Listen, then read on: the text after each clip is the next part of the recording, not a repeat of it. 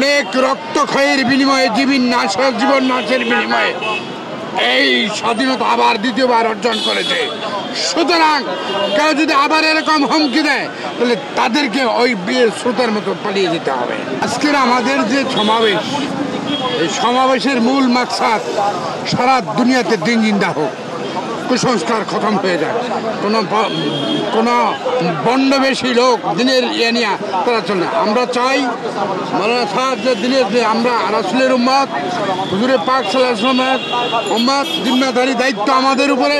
সুতরাং আগামী ইজতেমা 5 দিনের জোর বিশ্ব ইজতেমায় থাকবে, এটা আমাদের মসজিদ। আর কোনো কাকরাইল মসজিদ আমাদের, এটা কাকরাইল মসজিদ আমাদের, তাবলিগওয়ালাদের টঙ্গী ময়দান আমাদের, এখানে মুখোশধারী কোনো লোক থাকতে পারবে না, এই জন্য আমাদের সমাবেশ। আর স্পষ্টভাবে আমরা আরেকটা কথা জানাই দিচ্ছি, সরকারকে কিছুদিন আগে কিছু লোক আপনার হুঁশিয়ারি দিয়েছে, তাকে নাকি ওই শেখ হাসিনা অনেক রক্তক্ষয়ের বিনিময়ে জীবন নাশের বিনিময়ে এই স্বাধীনতা আবার দ্বিতীয়বার অর্জন করেছে। সুতরাং কেউ যদি আবার এরকম হুমকি দেয় তাহলে তাদেরকে ওই বিয়ের স্রোতের মতো পালিয়ে যেতে হবে। এই বাংলার মাটিতে তাদের স্থান হবে না। সুতরাং দিন পুনরুজ্জীবিত হবে, দিনের জন্য এই মানুষ প্রত্যেকটা লোক জান দেওয়ার। আমরা ওই হুজুরে পাক সাল্লাল্লাহু আলাইহি ওয়াসাল্লামের উম্মত, আমাদেরকে জিন্দেগি ওই সাহাবা আজমাইনদের জিন্দেগি গড়ার জিন্দেগি। সুতরাং এইখানে যদি কেউ অন্য কোনো চিন্তা করে বাংলার মাটিতে তাদের স্থান হবে না। আমরা ওই চেয়ার দখল করা আমাদের কাজ না। আমরা চাই যে যেখানে আছে সেখানে থেকেই সে তার দিনের উপরে চলুক, দুনিয়া আখেরাতে কামিয়াব হয়ে যায়, এটা হলো শেষ কথা। অন্য কোনো চিন্তা বিকল্প কেউ চোখ রাঙ্গানিতে, আমরা ইবলিশকে দেখেছি, চোখ রাঙ্গানিতে আমরা ভয় করি না। যদি কেউ এরকম চিন্তা করে চোখ নেই তাহলে ওই চোখ তার উঠে যাবে। হাত যদি তার স্তব্ধ হতো, কণ্ঠ দিনের বিরুদ্ধে যাবে, তার কণ্ঠ স্তব্ধ হয়ে যাবে। এটাই আমাদের শেষ কথা। ইজতেমাতে হচ্ছে আপনারা চাচ্ছেন মৌলানা সাহেবকে অবশ্যই বিশ্ব ইজতেমায় বিশ্ব আমির থাকবে। এখানে কোন শক্তি বাধা দিলে ওই শক্তি অবশ হয়ে যাবে। বাংলাদেশ না, সারা বিশ্বে ইজতেমা চলতেছে। এইখানে তার এরকম কেউ যদি কেউ চিন্তা করে কোনো কুচক্তি, মৌলানা সাহেবের বিরুদ্ধে তারা কিছু অভিযোগ এনেছে, সব মিথ্যা এবং মিথ্যা বানোয়াট। ওরা দুনিয়ার ফায়দা হাসিলের স্বার্থে, এরা ওই চেয়ার দখলের স্বার্থে ওই সিট কিভাবে নিবে, এই জন্য তাদেরকে বলা হয়েছে, চ্যালেঞ্জ করা হয়েছে, তোমরা বসো।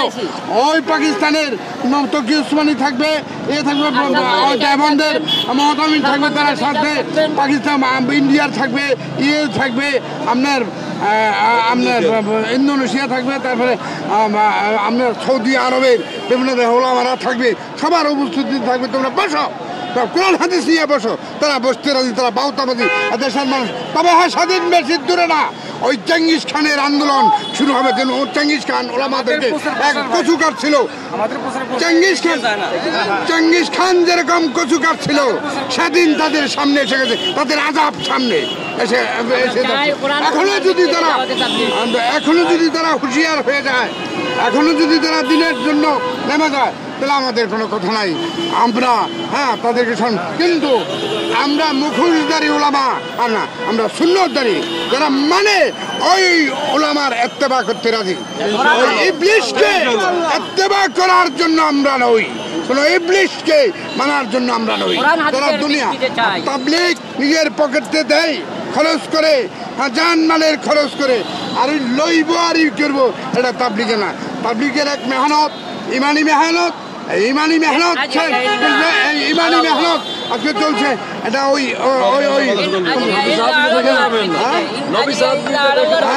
এখন ব্যাপার আছে, আচ্ছা আমাদের আমির থাকবে, উনি আগামী 5 দিনের জুড়ে আসবে, উনি এতে আসবে, পৃথিবীতে উনি আসবে। আর যদি এর কোনো শক্তি যদি বাধা দেয়, ওই শক্তি ইনশাল্লাহ দুলিশাত হয়ে যাবে।